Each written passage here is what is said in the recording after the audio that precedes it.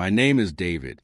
My father, Thomas Riley, was a hero, not the kind who spoke about his service, but the kind who carried it with him.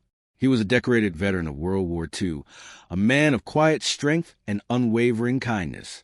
When he passed away at 98, we found a shoebox under his bed. Inside, a hidden letter. A letter he wrote 75 years ago, but never sent. It was a secret he took to his grave, a love he left behind, and a broken promise that haunted him for a lifetime. This is the story of my father, the hero you never knew, and the letter that would change everything I thought I knew about him. If you've ever wondered about the hidden lives of those we love, hit that subscribe button now. You won't want to miss what happened when we finally opened the letter my father hid for 75 years. My dad was a good man, the kind of man who taught you how to fish in a silent, patient way. He was a man of simple pleasures, a perfectly manicured lawn, a fresh cup of coffee every morning, and the quiet company of my mother, Eleanor. He had a deep, calming presence. We knew he served as a medic in Europe during World War II. He had a silver star, but it was just another item in a drawer. The medals were for the country. His quiet life was for us. He never spoke of the war. He never had nightmares. He just existed peacefully. I always admired his strength, his ability to move past such a traumatic experience and live a full life. I thought I knew everything there was to know about him. I was wrong. After my father's funeral, my sister, Sarah, and I began the difficult task of cleaning out his house. It was a journey through a lifetime. In his bedroom, under the bed, we found an old, worn shoebox tied with a simple string. Inside, among old family photos, was a crumpled black and white picture of a beautiful young woman with dark hair and eyes that held so much life. She wasn't my mother. Next to it was an envelope, sealed, with a postmark from July 1945. It was addressed to a Maria in Paris. A line was drawn through the address. He had written a letter to her 75 years ago, but he never sent it. I looked at the picture, then at my sister. Who was this woman? And why had my father kept her, and this letter a secret for his entire life? My heart was pounding. We knew we had to open it. We had to know his truth. With trembling hands, Sarah carefully broke the brittle, old seal. The paper was thin, the ink faded, but his handwriting was unmistakable. It was my father's story, told from his own heart, a story he never had the chance to finish. He wrote about a girl he met in a liberated French village outside of Reims. Her name was Maria. She was a nurse. He was a medic. They were two people in a world of chaos, and they found each other. He wrote about their stolen moments by the river, talking about a life they would build together in his hometown in Indiana. He was a simple farm boy. She was a girl who had seen too much. But together, they had a powerful, consuming love. He wrote about the last day they saw each other and how he promised to come back for her. He told her he was being deployed to the Pacific, but he promised to write from New York. "Wait for me, my love, and believe that I will find you again," he wrote. But his letter was never sent. My father never knew what happened to her. The letter was written a week before he was supposed to leave. We know from family stories that his orders were changed at the last minute. He was sent home instead of the Pacific. He arrived in New York, and the war was over.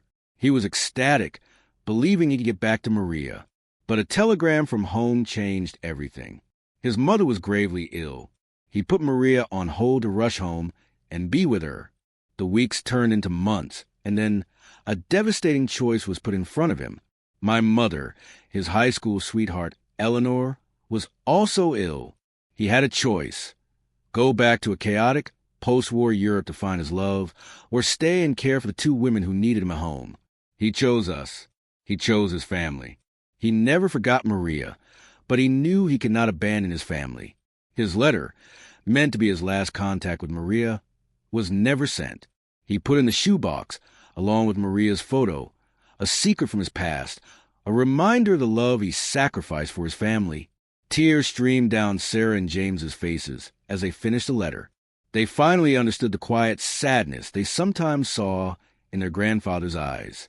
It wasn't regret for his service, but for the love he had to leave behind. He had kept his promise to his family, but he had broken his promise to Maria. The letter was his final act of confession, a way to tell his family the full story he could never bring himself to speak. James, the historian, knew what he had to do. He used his knowledge of military archives and genealogy websites, and with the help of his mother, he started a search for Maria. He found her. She was now in her 90s, living in a small village outside of Paris. A widow with children and grandchildren of her own. She had lived a full life. A life that had moved on, but she had always wondered what had happened to a quiet American soldier who had promised a return. James and Sarah, armed with the letter and the old photograph, traveled to France. They met Maria's family, and then they met Maria herself. They handed her the letter, 75 years late. Maria, her hands trembling, read the words from her long-lost love. She recognized his handwriting, his kind heart, and the sorrowful decision he had to make. She was not sad, but deeply moved. She saw his choice not as betrayal, but as a final act of love and duty, a reflection of the man she had fallen in love with all those years ago. The meeting was not a tragic what-if, but a beautiful, cathartic conclusion to a love story that had remained untold for 3/4 of a century. Thomas, in his final days, had found a way to say goodbye to the love he left behind, and in doing so, he had given his own family the greatest gift of all, the understanding of the depth of his character, a story of his heart that was just as heroic as his service. Thomas and Maria's story is a profound reminder that some promises, even if they remain unspoken, can find a way to be heard. If you were moved by this powerful tale of love, duty, and a second chance at a final goodbye, then make sure to subscribe to our channel for more inspiring stories that celebrate the extraordinary lives of ordinary people. Hit that subscribe button now, and don't forget to click the notification bell so you never miss an upload.